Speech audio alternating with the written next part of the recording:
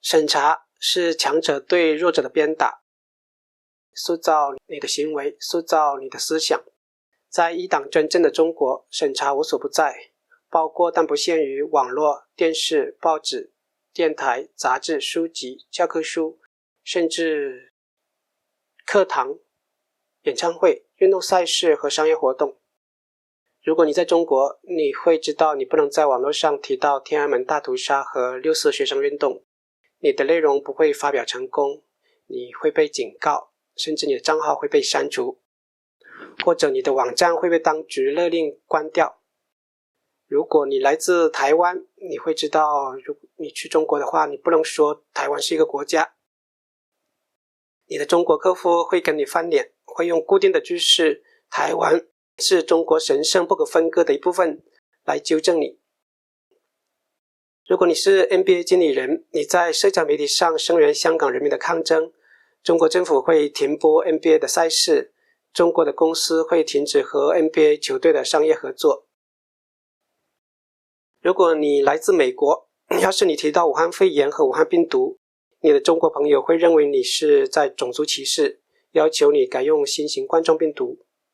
这些都是来自中国的审查。从2000年以来，在百度、谷歌、新浪、腾讯，甚至包括雅虎和思科等网络公司的协助下，以及网络基础设施的提供商的协助下，中共透过无数的宣传指令、封禁指令、网站黑名单、IP 黑名单、敏感字，结合硬件和行政流程，打造了全面的防火长城，打造出像电影《楚门的世界》那样的言论环境。身处防火长城内的人以为看到了整个世界，但他不知道那个世界是精心为他设计的世界。2019年，抖音在美国成为拥有覆盖超过1亿青年族群的能力的中国公司。美国参议员要求国家情报局对抖音进行调查。抖音遵从中国政府的指令对内容进行审查。中共影响美国年轻一代的意识形态，要是抖音让美国青少年对社会主义国家充满向往，对威权充满敬仰，把独裁者当偶像进行崇拜，对自由主义充满敌意，对肤色充满自豪感，这将影响美国的国家安全。来自中共的审查能影响社会认知，影响学术界，影响政策，影响选举，甚至能摧毁美国现有的社会秩序。2021年，美国的特斯拉执行长马斯克在接受访谈中谈到中国，称他在造访中国的期间，与中国政府官员交谈时有积极的体验，并称赞中国政府很关心人民的福祉，可能比美国人民对人民的福祉更有责任感。马斯克作为一个商界的巨星，被中国政府体面的招待，得出对中国政府正面的评价。他和俄罗斯历史上那个参观波特金将军的村庄的俄罗斯女皇凯瑟琳一样，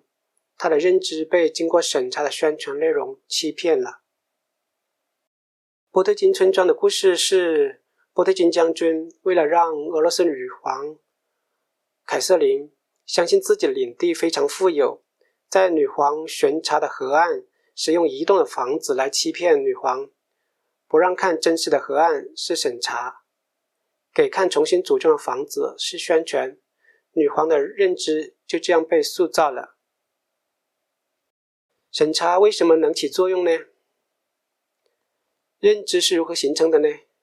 人类并没有什么自由意志，人的一切认知都是通过学习得来的。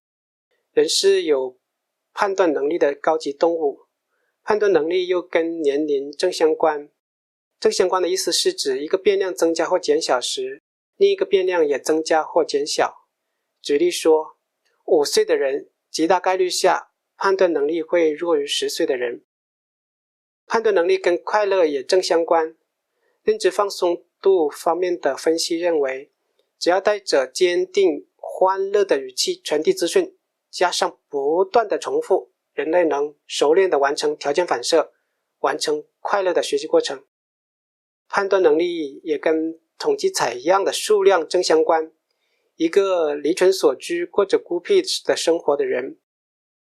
另外一个人则接触更多的人和事物，阅读更多的书和新闻，了解更多的可能性。这两个人一定拥有不同的判断能力。判断能力也跟关注的方向相关，每个人的职业方向不完全一样，在不同领域表现出来的判断能力也会有差异。有相关领域训练的人能更为快速地做出判断，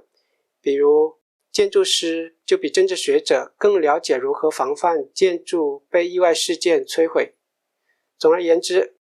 判断能力跟了解到的可能性相关，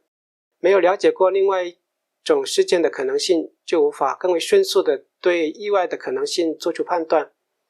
从而表现出较为迟钝的判断能力。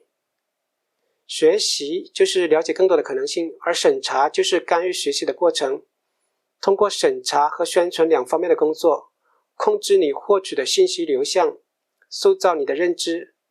谎言重复1000遍就能成为真理。中共的审查的目标是什么呢？中共控制了所有的媒体，推行审查制度是为了塑造顺从的民众，是为了维持统治地位。中共在最初的执政的30年里，摧毁了自己的经济，直到上个世纪70年代末期宣布改革开放，开始接受美国的橄榄枝，获得美国为首的国际社会的援助，从全球化中受益。但中共在40年来只进行经济改革，拒绝进行政治体制改革，用胡锦涛的话说就是不折腾。在习近平时代，共产党的危机感更强烈了，于是打压民间社会的活动空间，通过打压 NGO、网络大 V、公共知识分子、人权律师，加强网络审查，重新塑造了舆论环境。网络意见领袖陆陆续续被上电视认罪，而其他意见领袖和知识分子也噤若寒蝉。学生会举报有自由主义倾向言论的老师，公众人物会因为不符合审查标准的言论丢掉工作。网络大 V 在胡锦涛时代发表的时政言论会被人挖出来举报和批判。理性的公共讨论再也没有了，公民社会抗争空间日益压缩，而民族主义和国家主义情绪却在这个审查制度里面却放任蔓延，造成的后果就是国家主义之上，民族主义之上，经济发展之上，而法律的尊严被践踏，人民的基本人权被践踏，甚至国家领袖被崇拜，甚至被神化，而民众却分不清政党、政府、国家的3个概念，甚至会美化政府、美化警察、美化军队，也没有在野党和反对党，然后